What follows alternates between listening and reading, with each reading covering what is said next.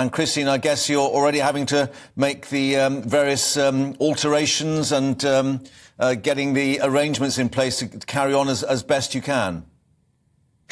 Well, I mean, independent schools aren't affected as much as state schools because the dispute is actually with the government rather than the employer, which we find with the independent sector. But obviously, we're watching very closely because this isn't just about teachers' pay. This is about the recruitment crisis. With the amount of teachers that are actually leaving the profession, they're swarming out the profession because it's just not recruiting the right people into the right jobs. And a lot of children have non-specialist teachers in front of them, and it's not good enough. Yeah, and I gather that the numbers going into teacher training are down as well. And obviously the union has indicated it's because of not just the poor pay, but the conditions as well now, with some 53 hours some teachers say they're having to work a week.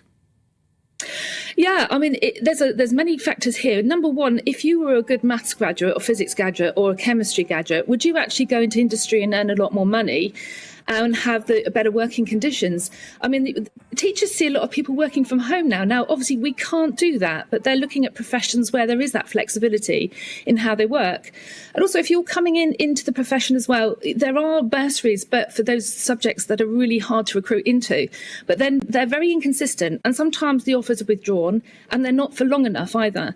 You come into the profession, once you've got your PGCE, you then have to do a further 2 years of early careers teaching. Now, that was brought in at a time when the recruitment issue was well underway. It's been in decline for the last 10 years. And there's a lot of bureaucracy, repetition.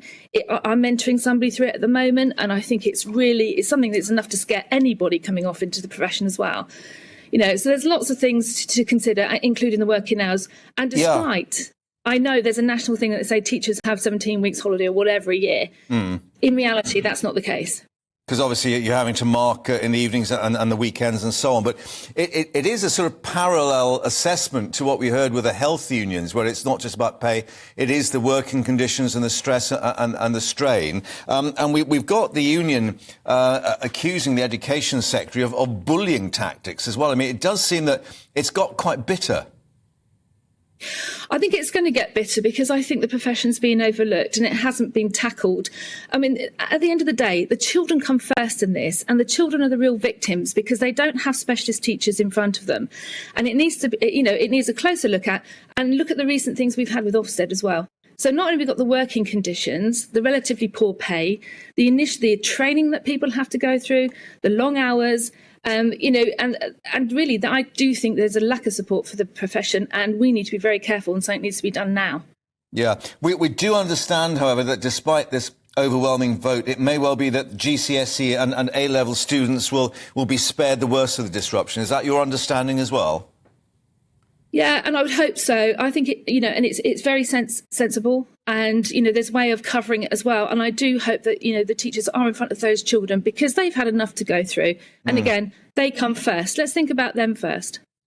Yeah, because clearly this is a generation that's been affected by the lockdowns and then the industrial action following fast on after. Yeah, something's got to be done about the profession. It's just a shame that it has to come to strike action for the government to actually sit up and listen to what's going on. This is not a new thing. It's been a 10-year decline, and now we've got to crisis point. And these poor children are on the front line of any disruption. Christine, thank you very much for joining us in Ascot. I know you're a busy day ahead of you, so we'll let you get back to the classroom or looking after the teachers, whichever is the more demanding. Thank you very much indeed. Thank you.